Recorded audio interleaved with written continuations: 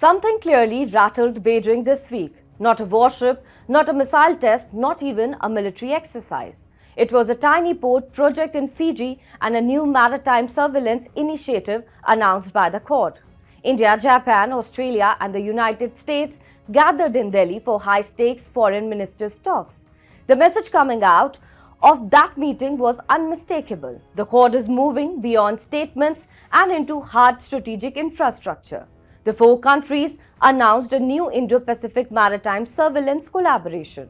They also unveiled plans to jointly support port infrastructure development in Fiji, announcing the strongest ever commitment from the Quad to the Pacific through the Quad Ports of the Future partnership, where we are launching a pilot for port infrastructure in Fiji. And I was in Fiji just a couple of weeks ago, and I know how important this will be to that country. It's a practical demonstration of our collective ability to deliver high-quality, resilient infrastructure.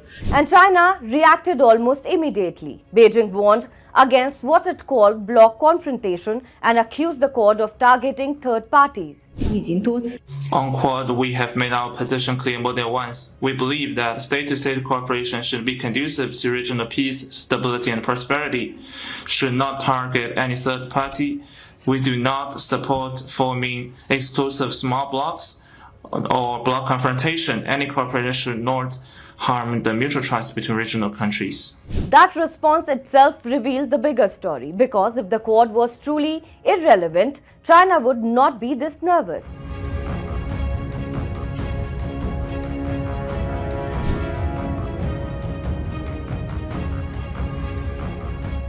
On the map, Fiji looks like a teeny island lost in the Pacific Ocean. Zoom out a bit and its strategic importance becomes clear.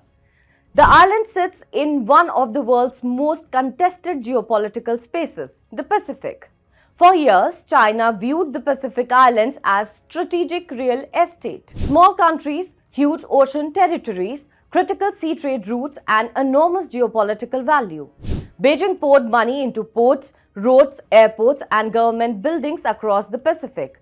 Through loans, infrastructure deals and security agreements, China slowly increased influence from the Solomon Islands to Kiribati. The biggest alarm bell rang in 2022 when China signed a controversial security pact with the Solomon Islands.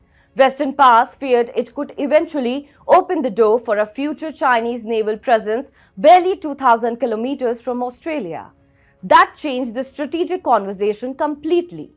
Suddenly, the Pacific became a military theater, a maritime competition zone. The Quad has started to push back. It is now competing directly with China in infrastructure and maritime influence, because whoever dominates these sea lanes shapes future Indo-Pacific logistics, military access and supply chains. That is why Beijing sees Fiji not as a tiny island nation, but as a strategic chessboard.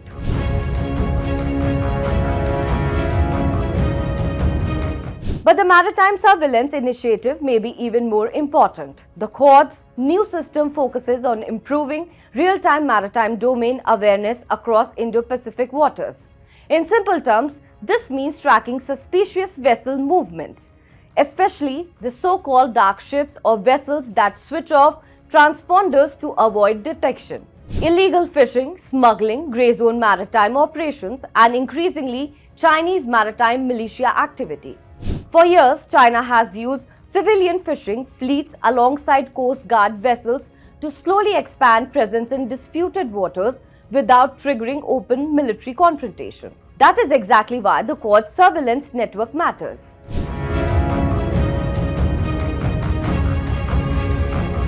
Officially, China says it opposes exclusive blocs. Unofficially, Beijing fears strategic encirclement. The Quad may not be NATO. India itself has repeatedly rejected that comparison. But from China's perspective, the grouping is becoming increasingly dangerous. Why? Because it combines four major Indo-Pacific powers: American military reach, Japanese technology, Australian Pacific access, and India's location in the Indian Ocean. Together, they create a network stretching from the Western Pacific to the Arabian Sea. That directly complicates China's ambitions, especially at a time when Beijing is already under pressure in the South China Sea. Taiwan Strait and East China Sea. The Quad joint statement itself reflected growing concern about coercive actions, blocked ships, water cannons and militarization in disputed waters. China was not named directly, but everybody understood who the statement was aimed at.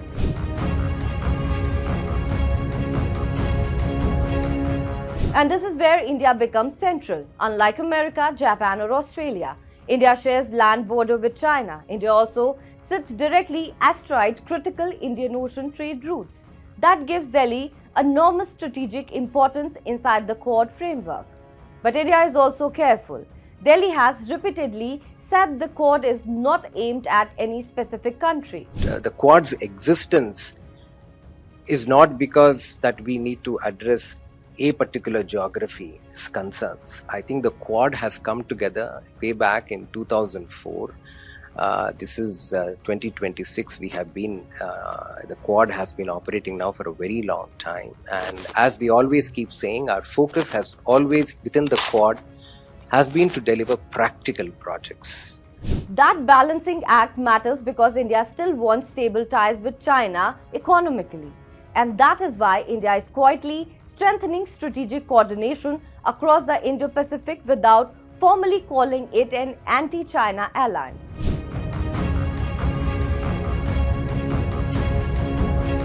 Ultimately, this is not about Fiji alone. This is about the future balance of power in the Indo-Pacific.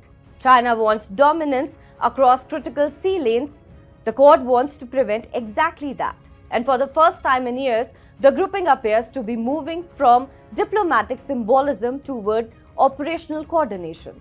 Ports, satellites, maritime tracking, critical minerals, energy security. These are not random announcements. They are pieces of a much larger strategic architecture now emerging across Asia and the Pacific. And Beijing knows it, which is precisely why China suddenly sounds so uncomfortable every time the Quad meets.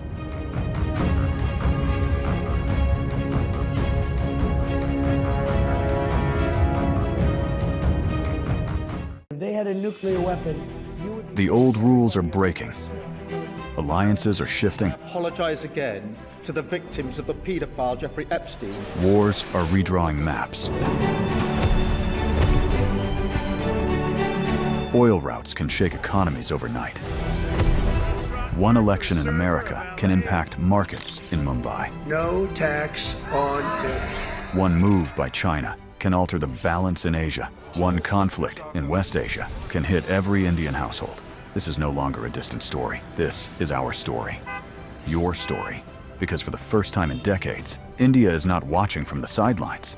India is rising. India is negotiating. India is balancing rivals. India is building military strength. India is shaping trade routes. India is becoming central to the new global order.